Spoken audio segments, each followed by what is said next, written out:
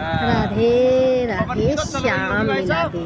आज गंगा दशहरा पे गंगा मैया का मातम। मैं आज ओकारानंद घाट ऋषिकेश की गंगा मैया का स्नान करने आई हूँ। चलिए मातम। राजा सगर के 60,000 पुत्र थे। 7,000 पुत्रों ने राजा सगर के 60,000 पुत्र थे। राजा ने यज्ञ किया और यज्ञ का अश्वमेघ घोड़ा छोड़ा। शर्त ये थी कि जो कोई इस घोड़े को पकड़ेगा वो राजा के साथ युद्ध करेगा, राजा की सेना से युद्ध करेगा। इंद्र ने वो घोड़ा पकड़कर ऋषि के आश्रम में बांध दिया। उसके 60,000 पुत्र राजा के घोड़े को ढूंढते ढूंढते ऋषि के आश्रम में पहुंचे।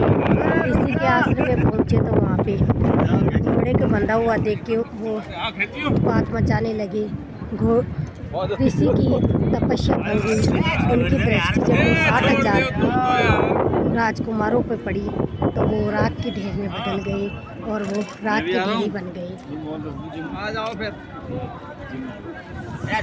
वो जब राख की ढेरी बन गए तो उनको ढूंढते ढूंढते राजा आए और राजा ने उन्हें ऐसी हालत में देख के ऋषि से क्षमा याचना की। ऋषि से पूछा कि इनकी मुक्ति कैसे होगी। जब ऋषि ने कहा कि गंगा मैया अगर धरती पे आ जाएगी और गंगा मैया इन राख की ढेरियों को अपने में बांध ले जाएगी, जब इनकी मुक्ति होगी।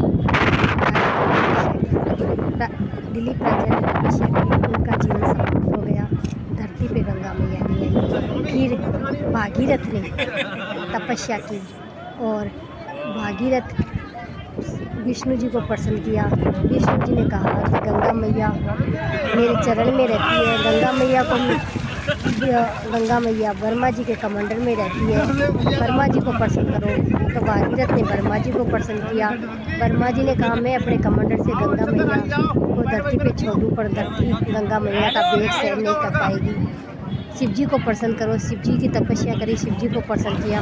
शिव जी ने कहा मैं गंगा मैया जब आएगी तो मैं उसे अपनी जटाओं में धारण कर लूँगा और एक बूंद धरती पे भेजूँगा। आगे आगे तुम चलना, पीछे पीछे गंगा मैया चलेगी। जहाँ पर रुक के तुमने गंगा मैया को पीछे मुड़ के देख लिया, गंगा मैया वहीं रुक जाएगी। भागीरथ ने शिव जी की शर्त मानी और गंगा मैया ब्रह्मा जी ने अपनी कमंडल में से छोड़ी और गंगा मैया बहुत अधिक वेग के साथ शिव जी की जटा में आके समाहित हो गई। शिव जी ने एक बूंद गंगा मैया की धरती पे छोड़ी। आगे आगे भागीरथ चला, पीछे पीछे गंगा मैया चली और पीछे पीछे गंगा मैया चली। भागीरथ ने आगे संशय के कारण गंगा पीछे मुड़ के देखा कि गंगा मैया मेरे साथ आ रही है या नहीं आ रही है। गंगा मैया वहीं पे रुक गई। तब से गंगा मैया का नाम भागीरथी गंगा पड़ गया। आप सभी गंगा मैया के दर्शन कीजिए, गंगा मैया के दर्शन कीजिए, गंगा मैया के दर्शन कीजिए। और आप सबको गंगा दशहरे की हार्दिक बधाइयाँ, हार्दिक बधाइयाँ, हार्दिक बधाइयाँ।